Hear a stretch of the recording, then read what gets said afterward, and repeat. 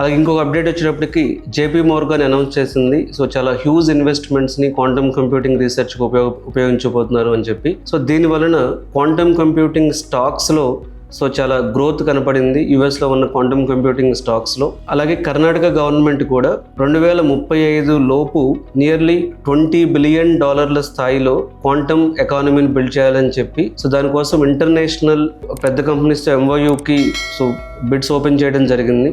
అలాగే quantum hardware bottle neck పై పనిచేసేటటువంటి startup ఒకటి ఉంది. సో ఐజెంట్రానిక్ అనే కంపెనీ, ISENTRONIQ వెబ్సైట్కి వెళ్ళి చూడొచ్చు మీరు. 7.5 మిలియన్ యూరోస్ ఫండింగ్ రావడం జరిగింది దీనికి. సో వీళ్ళు ప్రధానంగా క్వాంటమ్ హార్డ్వేర్ బాటిల్ నెక్ మీద వర్క్ చేయబోతున్నారు. క్రయోజెనిక్ వైరింగ్ మీద వర్క్ చేస్తుంది ఈ స్టార్టప్ అనేది. సో దీని ఇండికేషన్ కూడా ఏంటి అంటే సో క్వాంటమ్ హార్డ్వేర్ మీద, క్వాంటమ్ సాఫ్ట్వేర్ మీద, క్వాంటమ్ అల్గారిథం డెవలప్మెంట్ మీద, క్వాంటమ్ యూజ్ కేసెస్ మీద, క్వాంటమ్ ప్రొడక్ట్స్ బిల్డ్ చేయడం మీద సో చాలా వర్క్ అనేది జరుగుతుంది.